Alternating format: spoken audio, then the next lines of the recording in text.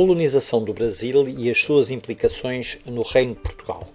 O que nós podemos dizer é que a colonização do Brasil tem três fases importantes.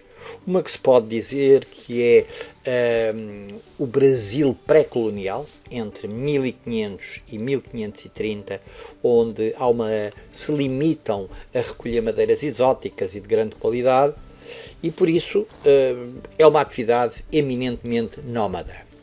Mas a partir de 1530 nós temos duas fases importantes. A colonização no ciclo do açúcar, dado que o Brasil tem um potencial extremamente interessante para a produção da cana-do-açúcar, mas esta colonização não é fácil, na medida em que não é pacífica, em que há o uso de mão de obra escrava, em que há uma violência muito grande para conter movimentos sociais e ainda a apropriação de terras indígenas. Numa segunda fase, temos o ciclo do ouro. E são duas fases importantes em termos da definição da riqueza. Embora se chame ciclo do ouro, existem outros materiais associados. Como o Brasil é um país muito grande, o Reino de Portugal dividiu em capitanias, portanto faixas ao longo de toda a costa, e que são 12 capitanias com um governador-geral. E esta é a primeira fase do processo de colonização. No entanto, à semelhança do que acontece em outros países da América Latina, a varíola e o sarampo transportado pelos europeus matam indiscriminadamente uma quantidade enorme da população nativa, dando, portanto, a origem a um intenso comércio de escravos, que são absolutamente imprescindíveis para a exploração da terra e todas as outras atividades económicas secundárias.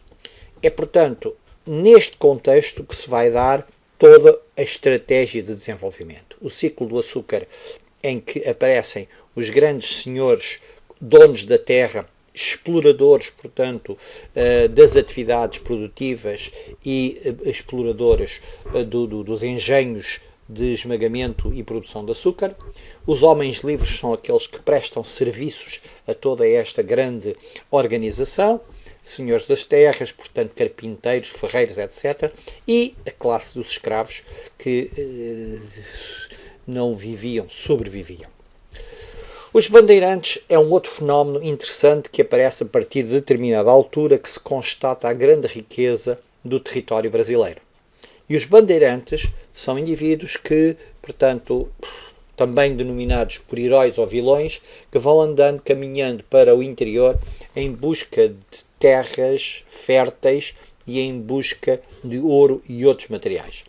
Ora, há uma linha que define um limite no Brasil, que é a linha do Tratado de Tordesilhas. Essa linha é totalmente ignorada na medida em que não há nenhuma força espanhola que venha dizer que o Tratado de Tordesilhas passa por aqui e, portanto, termina aqui a atividade. Estamos no ciclo do ouro, ou também denominado o ciclo da miséria. Desenvolve-se ao longo do século XVIII nos estados de Minas Gerais, Goiás e Mato Grosso. Também em duas zonas, em uma zona muito específica, que é a zona do ouro preto, porque na realidade o ouro aparecia preto por causa da quantidade de metais existentes e que cobriam a luz brilhante do ouro. Esta realidade de ouro, da terra chamada ouro preto, que também assumiu a denominação de Vila Rica, é uma zona interessante da zona de Minas Gerais.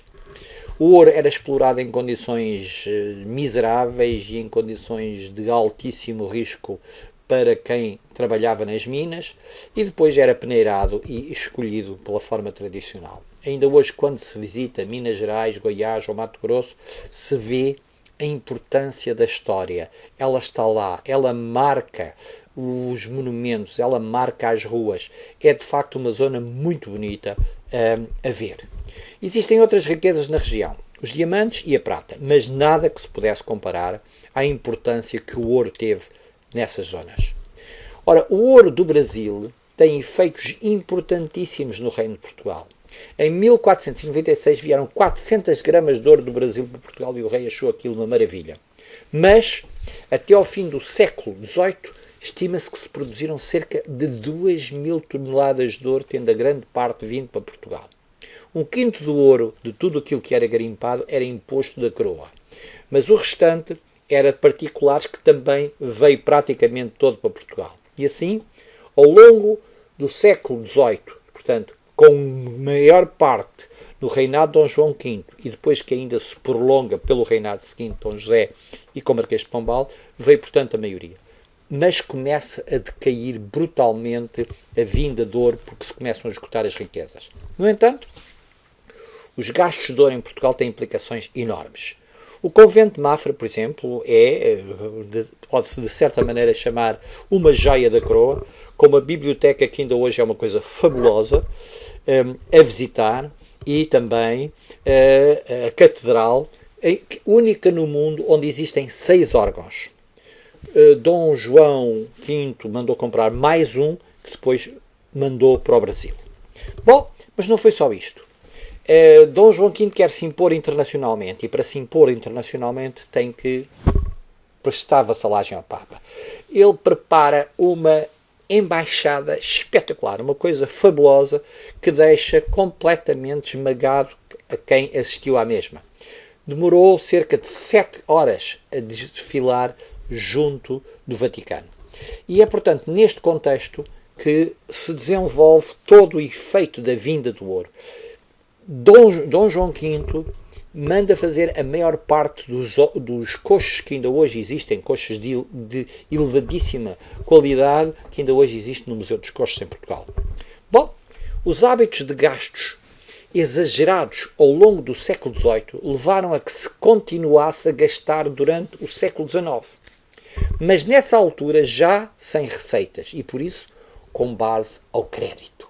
Esta é uma situação, de facto, grave e que existe até analogias com situações de hoje. O que levou a que, no fim do século XIX, Portugal estava em bancarrota. Bom, estamos junto ao momento da independência. Por razões de vária ordem, uma delas muito importante, que são as invasões francesas, a corte desloca-se para o Brasil, ou pelo menos uma parte importante da corte. Dom Pedro, filho de Dom João, é quem é o regente no Brasil e que assume, chamemos, de certa maneira, uma liderança no sentido da independência, embora contrariamente a ordens que lhe vinham de Lisboa.